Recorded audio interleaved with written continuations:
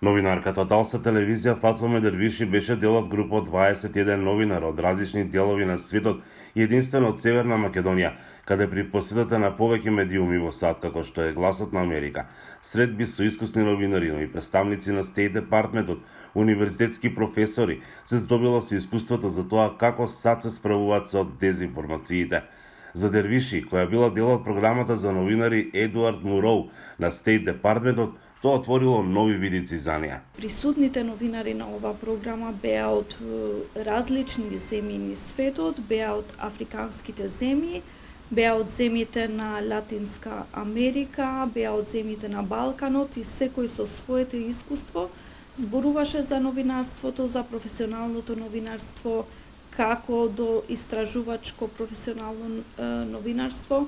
Беше многу корисна со информации која сега ќе ги користам и тука при мојата работа. Ја прашавме како Северна Македонија се справува со лажните вести во однос на Соединетите Американски држави и другите земји. Тие вели не се нов феномен и тука и нас. Не можам да кажам дека ризикот од дезинформациите во САД и во Македонија е сличен, бидејќи во САД имаат многу повеќе ресурси и соработка меѓу институциите да се справат со тоа. Во споредба со другите земји, новинарите кои беа учесници таму беа, мислам дека беа многу внимателно избрани од земјите каде што ризикот од дезинформациите многу поголем и особено од дезинформациите од Русија и од Кина. Смета дека државата треба да направи долгорочен план како во наредните 10 години институциите да се занимаваат со дезинформациите, да одвојуваат средства за да овој проблем почне да се третира сериозно.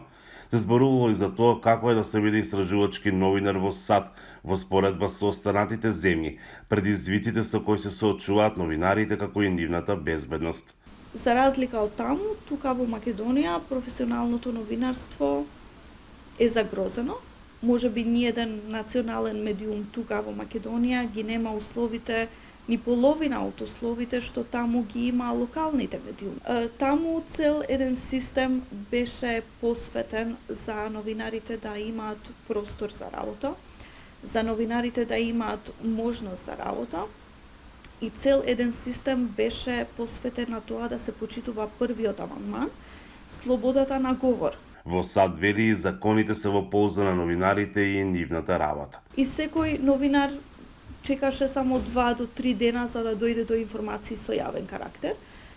За разлика од таму, тука во Македонија е 20 дена и во многуте случаи, ако бара материјали со јавен карактер, може би никогаш не ги добива тие материјали и нема и каде да се жали. Во овие години како новинарка, јас сум пратил можеби 30-40 барања за информации до јавен карактер и само во 2 случаи сум добил некаков материјал. Дервиши вели дека ќе продолжи гласно да зборува за потребата од професионално новинарство во земјата, подобри услови за работа, подобри закони за заштита на слободата на говорот, безбедноста на новинарите, правото на информирање, како и за потребата од план за борба против дезинформациите.